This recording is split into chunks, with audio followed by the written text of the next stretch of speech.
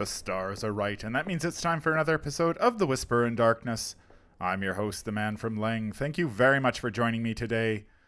On this episode, I am kicking off my reviews of the player cards in the Boundary Beyond, the second Mythos pack in the Forgotten Age cycle, with a look at the Guardian cards. There are spoilers throughout if you care about that sort of thing. If you enjoy what you hear, remember to like, comment, and subscribe. Speaking of subscribers, I'd like to take a moment before I jump into the review to thank all of you out there, subscriber or no, for supporting the channel over the past year and a half. I am truly honored that you would take a little time out of your day to watch these videos about a card game that I obsess over all too much. There is one subscriber in particular who I would like to thank, and that is Tim Fiscus, a longtime supporter of the channel. Tim enjoys listening to the channel on his long commute to work. Tim's wife, Nicole, is a glass etcher, and the couple recently sent me this absolutely beautiful beer mug as a token of their appreciation. As you can see, the mug has the Arkham Horror logo and my name, Man from Leng, etched on the side. Nicole did an absolutely fantastic job on the mug. I think the fact that she turned the O in from into an elder sign was a particularly nice touch. And I just wanted to let them know that I am truly grateful for this heartfelt gift. Thank you very much. If anybody out there in YouTube land is interested in acquiring your very own Arkham Horror mug, I would certainly encourage you to contact Tim and Nicole at the email address that's on your screen. And if you didn't happen to catch Tim's email address, I will leave it. I'll leave it in the description of the video, so you can find it there. All right, who's ready for some reviews? The Guardians received 3 cards in this Mythos pack, 2 of which have the bold keyword, so it's certainly fitting that we take a look at the Guardian cards first. The first Guardian card in the pack is Second Wind. It's a 1-cost event with a willpower skill icon and the spirit and bold traits. It has the game text, play only as your first action, heal 1 damage, 2 damage instead if you drew a treachery this round, then draw 1 card. The first of 2 Guardian cards in the pack with the bold keyword. Second Wind offers investigators another way to heal damage, a mechanic that's still relatively rare in the Guardian card pool. That's fine, I think, because a lot of Guardians have health to spare right now, and once you factor in allies and all the other assets that they have at their disposal. Second Wind's closest relative is Emergency Aid, the Guardian event from the Miskatonic Museum. It costs 1 more resource than Second Wind, but it comes with 2 skill icons, and you may use it to heal 2 damage from any investigator or ally asset at your location. Second Wind is a resource cheaper, and it replaces itself, but it does come with 3 restrictions. The first of those restrictions is that it does have the bold keyword, so you may play it only as your first action. I think this is probably the most onerous restriction of the 3, since Guardians have been receiving a lot of cards with the bold keyword of late, including another card in this very pack. The more cards with the bold keyword that we receive, the greater the competition becomes for that coveted first action each turn. With the average solo game running anywhere between, I'd say, 10 to 12 rounds, Guardians are going to need to start to think carefully about which bold cards they include in their decks, so those cards don't start to pile up in their hands because they're unable to play them because they don't have enough first actions. I certainly don't think we've reached peak bold yet, but it is something to keep in mind, since I do expect us to see a lot more cards with the bold keyword in future releases. Second, the Second Wind will only heal 1 damage unless you drew a treachery during the previous Mythos phase. This isn't all that bad because treacheries are quite common.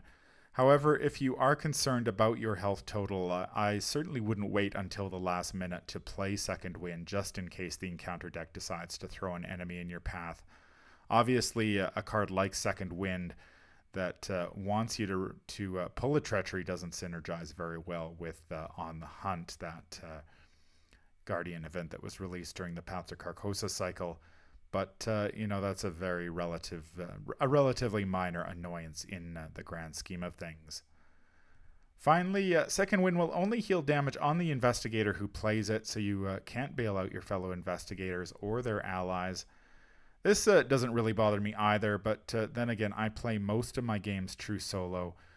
And so if I was happened to be playing multiplayer with friends and I felt it necessary to bring some healing along to the scenario, I'd probably end up sticking with emergency aid to help the squishy seekers in the group survive a little bit longer. Second Wind is also notable because it has the spirit trait, which means you can play it in Calvin right. Calvin is always walking a fine line between life and death, and Second Wind is the only option Calvin has besides his Elder Sign effect to claw back some of that health if he happens to take too much damage. This is particularly important in the Forgotten Age, and people who are playing through that cycle will know what I'm talking about.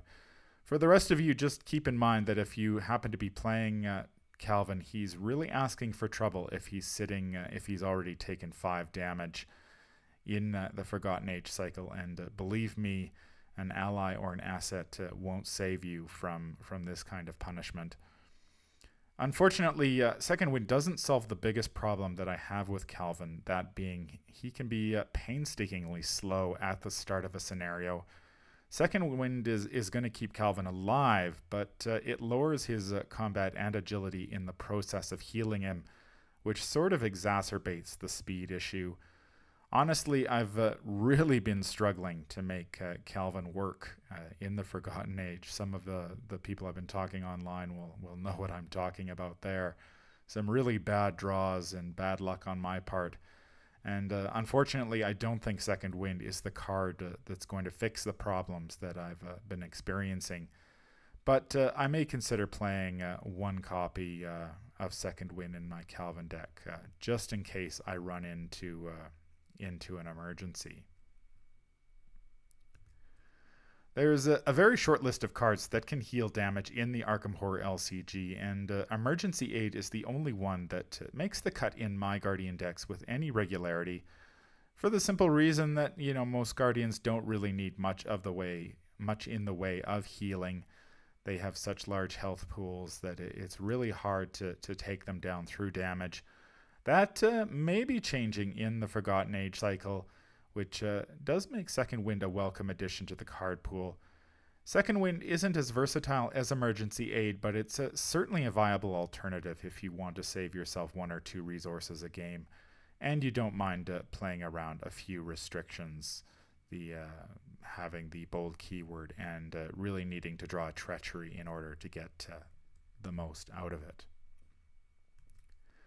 The second Guardian card in the pack is a new skill. This is Take the Initiative. It has 3 wild skill icons and the practiced and bold traits. It has the game text, commit only to a skill test you are performing. Take the Initiative loses 1 wild skill icon for each action that has been completed by any investigator this phase. Take the Initiative is the 3rd skill card with 3 wild skill icons that has been released in the Arkham Horror LCG. Rise to the occasion, a survivor skill, came out in Blood on the Altar, while Inquiring Mind, a seeker skill, was released in Undimensioned and Unseen. All 3 cards tempt you with those 3 wild skill icons, which are frankly fantastic if you can get them, but it's also important to note that all 3 of these cards also come with some restrictions, probably just so they remain balanced. Inquiring Mind is played in many Seeker and off-class Seeker decks because it's usually not too hard to find a location with a clue on it, and if there doesn't happen to be a clue on that location, you can fix the problem by dropping a clue on it with cards such as Dr. William T. Mallison, a Seeker ally from Lost in Time and Space, Forewarned, a Seeker event from The Unspeakable Oath, or Quick Study, a new Seeker talent that is in this pack. I really don't like placing clues on locations if I can help it, but sometimes it is worth the effort if you can follow that up with an Inquiring Mind on a future skill test. Rise to the Occasion, on the other hand, has really struggled to find a home in many decks because it's a lot more restrictive. Skill tests where the skill test difficulty is at least 2 higher than your base skill value aren't quite as common as you may think, which means Rise to the Occasion is often difficult to play and ends up sitting in your hand for long periods of time. The card has seen a resurgence since the release of Calvin Wright, the Survivor Investigator from the Forgotten Age Deluxe expansion. Calvin has a base skill value of 0 in all of his skills, which makes Rise to the Occasion much more viable. In fact, I think you can make a pretty strong case that Rise to the Occasion is an auto-include in Calvin, at least in the Forgotten Age, because an early overgrowth on a critical location can really ruin your day, as it has mine on all too many occasions. Take the Initiative comes with a whole host of restrictions, but I think you can play around most of them with a little forethought. First, Take the Initiative has the Bold trait, which typically means that you may play the card in question only as the first action during your turn. Take the Initiative takes the Bold trait to a whole new level, however, since it only works well when it is played at the beginning of the phase. Now, I don't see this being an issue if you're playing in solo. Most of the time, you should be able to order your actions in such a way as to take full advantage of Take the Initiative. If you must use it during your second action, it's just as good as an Unexpected Courage, and I think I'm okay with that. Take the Initiative is a little bit trickier to play in multiplayer. If another investigator takes his or her turn first, Take the Initiative will be blank by the time your turn rolls around. However, you can play around this restriction by coordinating with the other players.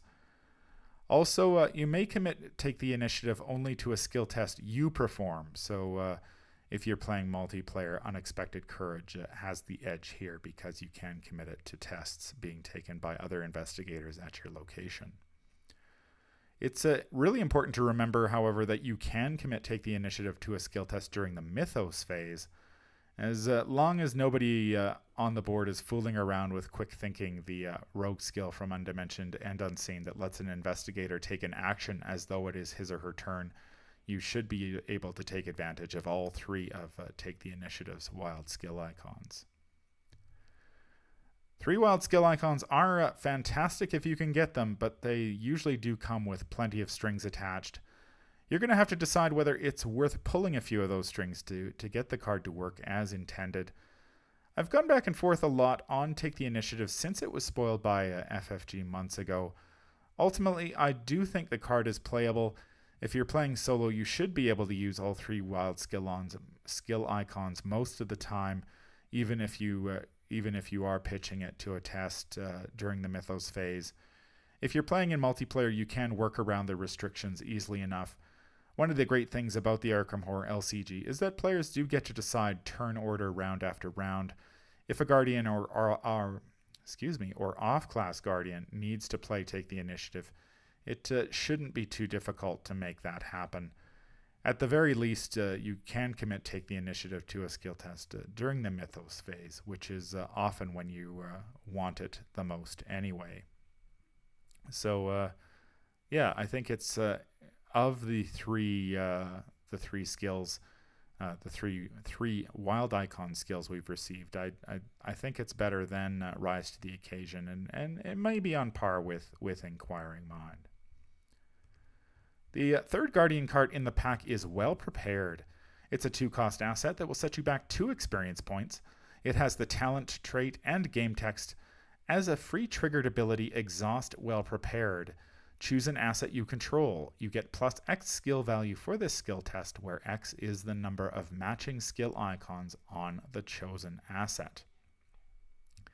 Each class receives a new talent in Boundary Beyond, so it's I think it's worth taking a look at how they compare to the other talents that are available in the game. You can divide the current crop of talents into 3 rough groups.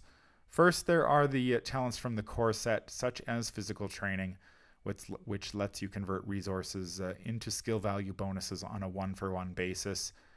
These talents recently received upgrades in the Return to the Night of the Zealot expansion.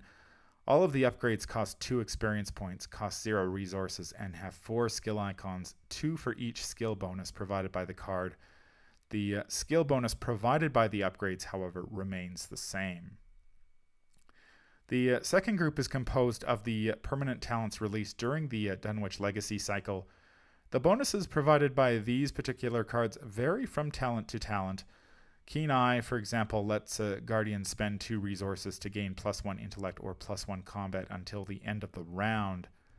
Higher Education, on the other hand, gives you +2 willpower or intellect for each resource you spend. And it's really little wonder that Higher Education is considered to be the gold standard when it comes to permanent talents. Finally, there are the Composure talents that were released in Echoes of the Past Mythos pack during the Path to Carcosa cycle. These talents are similar to the ones in the core set in that they let you convert resources into skill value bonuses on a 1-for-1 basis. However, a Composure such as Combat Training is cheaper to play than the corresponding talent from the core set. It's also fast, so it doesn't take an action to play, which is awfully nice. And it does come with a bonus sanity. There's just one problem with the Composures is that non-direct horror must be assigned to the Composure before it can be assigned to your Investigator card, which means it can be somewhat tricky to keep the Composure in play for very long. Usually your best bet is just to drop the Composure on the turn you need it, use it, and then you'll probably end up using it for the sanity at some point in the near future. The Boundary Beyond offers players a new take on the talent mechanic. All of the talents in this pack cost 2 experience points and 2 resources. Most of the talents provide a +2 bonus to your skill value, although that is not universal. Unlike the other talents that convert resources to skill value bonuses, these talents have a variety of triggering mechanisms that, for the most part, have nothing to do with resources. You may trigger them during any skill test, which is pretty handy, but you must exhaust them as part of that trigger when you do so. That means they're really only good for 1 test per round unless you can find some way to ready them. These talents also happen to be non-unique. The non-unique triggering mechanism and the fact that you need to exhaust most of them to use their ability means there is a benefit to having 2 copies of some of these talents in play at the same time. Well Prepared is a bit of an oddball of the talents in the Boundary Beyond. While the other talents provide a static +2 or even +3 skill bonus during any skill test, Well Prepared forces you to choose an asset you control and you get +X to your skill value, where X is the number of the matching icons on the chosen asset. This is more restrictive than the other talents in the pack for 2 reasons. First of all, it's slightly more labor intensive to set up. If you need to pass an intellect skill test, for example, you can't just drop Well Prepared into play and trigger it like High Roller or Cornered. You need to play. You need an asset in play that has at least 1 intellect skill icon too. And if you don't have an asset with an intellect skill icon, or a wild icon for that matter, or your assets happen to be discarded by hate cards from the encounter deck, Well Prepared is basically going to be blank. The second thing is that Well Prepared's skill value bonus will likely be less than that of the other talents in this pack, since most level 0 cards have only 1 or 2 skill icons, and those 2 skill icons are rarely the same. A quick look at the Guardian card pools shines a little bit of light on this issue. There are only 5 Guardian assets that have 2 or more skill icons of the same type. The Armor of Ardennes from Dim Carcosa, which has 2 willpower and 2 combat skill icons. Level 3 First Aid from the Pallid Mask, which has 2 willpower skill icons. Level 2 Physical Training from Return to the Night of the Zealot, which has 2 willpower and 2 combat skill icons. And Police Badge, which has 1 willpower and 1 wild skill icon. And finally, there's Shotgun, which has 2 combat skill icons. Unless you have one of these 5 assets in play, assets that cost experience, I might add, you're probably looking at a +1 skill value bonus at most. It's also worth noting that the vast majority of the assets in the Guardian card pool have willpower and combat skill icons. Those icons are great, unless of course you need intellect or agility skill icons, which are much more rare in the Guardian card pool. In fact, there are only 3 cards sporting intellect skill icons, and only one of them, Venturer from the Forgotten Age Deluxe expansion, is a level 0 card. And there are only 6 cards that come with an agility skill icon. Fortunately, there are cards outside the Guardian card pool that you can play assets from outside the Guardian card pool that also have icons. There are several neutral assets such as the Bulletproof Vest, Elder Sign Amulet, and the Key of Ys that let investigators maximize the skill value bonus from Well Prepared. Again, you're limited to willpower and combat skill icons most of the time if you want to double up on them. Otherwise, you're going to have to use that wild skill icon as an intellect or agility, a single intellect or agility at that. And don't forget about Flashlight, which has one of those rare intellect skill icons. Signature assets are another great source of skill icons. Zoe's Cross and Roland's 38 Special work extremely well with Well Prepared if you can get them into play. Mitch Brown, that's Leo Anderson's signature asset, and Foolishness, Carolyn Fern's signature asset, are even better since both of those come with those coveted double wild skill icons, so you can use them for any test that you wish. Finally, there are the story assets such as Dr. Henry Armitage from the Dunwich Legacy or the Relic of Ages from the Forgotten Age, which provide 2 and 3 wild skill icons respectively.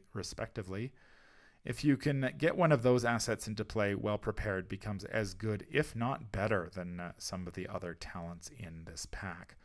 But again, those are assets that you have to earn as story rewards, so you're not going to have access to those at the start of a campaign. And if you're playing multiplayer, they may not end up in your deck at all. Skids O'Toole, William York, and Lola Hayes may also take Well Prepared, although they may also take High Roller or Cornered. Those cards provide a more consistent skill value bonuses across all skill tests, and you really don't need to muck around with spotting skill icons on assets. So I don't think you're going to see Well Prepared very often when these investigators have other options. I've mentioned a few of the disadvantages of Well Prepared compared with the other talents in the Boundary Beyond. However, Well Prepared has a big advantage over other Guardian talents in general because you don't have to spend resources in order to trigger it. Resources can be tight in Guardian since they have a lot of expensive assets they want to get in play. The beauty of Well Prepared is that you may trigger it whenever you're flush with resources or scraping the bottom of the barrel to pay for your gear. That's awfully nice, especially mid to late game if you're trying to scrimp and save resources to get another key asset into play. Talents are among the most controversial cards in the Arkham Horror LCG. Some players swear by them, and other players believe they're a total waste of time and resources and won't touch them with a 10-foot pole. Ultimately, whether you decide to play them or not comes down to personal preference.